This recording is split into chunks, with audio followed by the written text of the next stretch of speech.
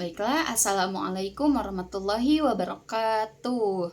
Saya Dewi Durratu Nafisa dari mahasiswa pendidikan biologi.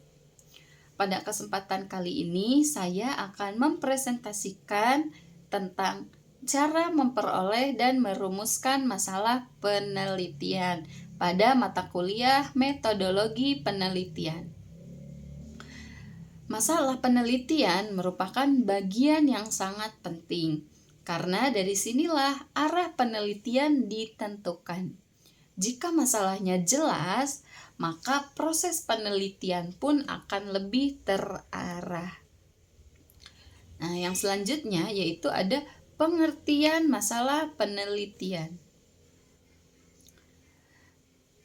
Masalah penelitian adalah pertanyaan atau persoalan yang akan dicari jawabannya melalui proses penelitian ilmiah. Kemudian, masalah penelitian biasanya muncul dari fenomena, kesenjangan teori, atau masalah nyata di lapangan. Masalah penelitian adalah pertanyaan atau persoalan yang ingin dicari jawabannya melalui penelitian ilmiah.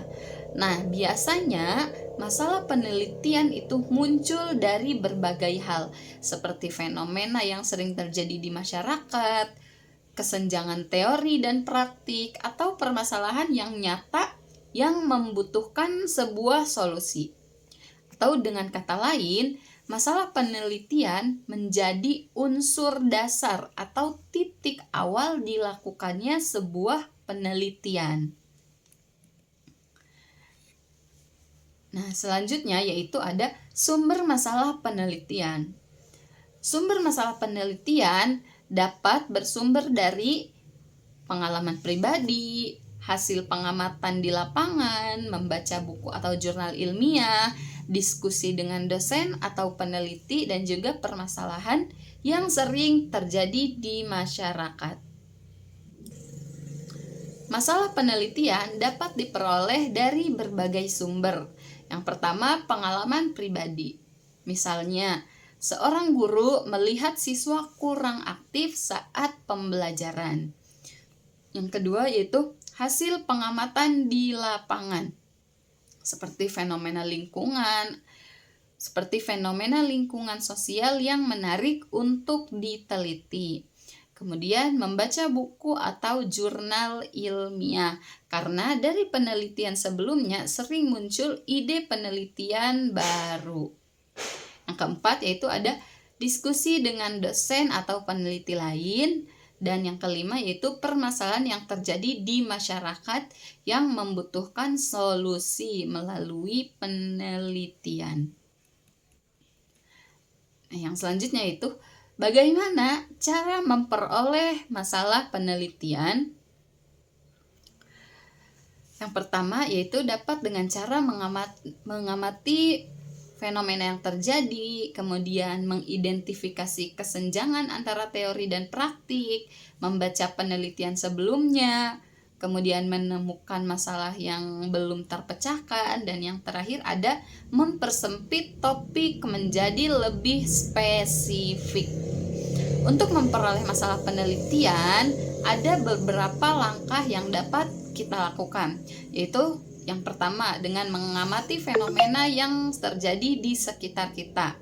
Yang kedua, mengidentifikasi kesenjangan teori dan praktik. Misalnya, teori mengatakan suatu metode pembelajaran efektif, tetapi kenyataan di lapangannya yaitu hasilnya berbeda ketika kita terapkan sebuah metode pembelajaran tersebut. Yang ketiga yaitu membaca penelitian sebelumnya untuk mengetahui apa saja yang sudah diteliti dan apa yang masih bisa untuk dikembangkan. Yang keempat yaitu menemukan masalah yang belum terpecahkan. Dan yang kelima yaitu mempersempit topik penelitian agar penelitiannya itu lebih fokus dan mudah untuk diteliti. Next. Nah, yang selanjutnya yaitu ada ciri-ciri masalah penelitian yang baik. Nah, bagaimana ciri-ciri masalah penelitian yang baik itu?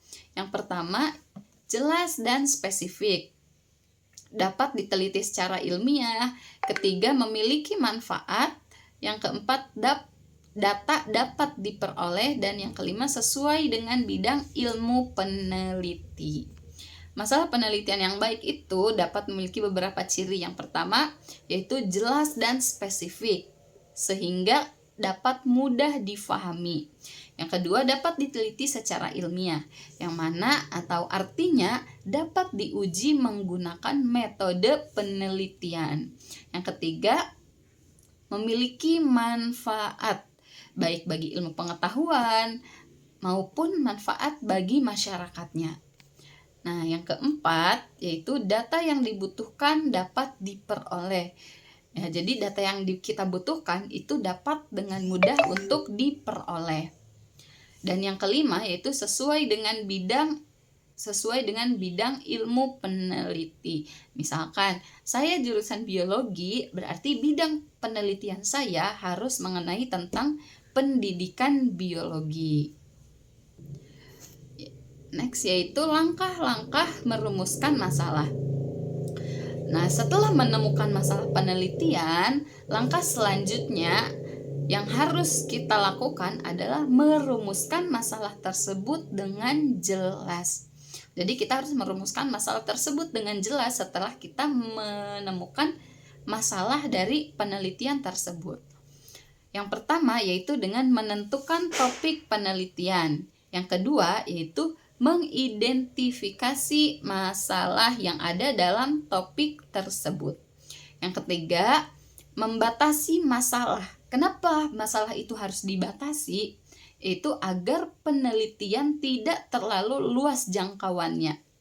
Makanya harus ada yang namanya batasan masalah.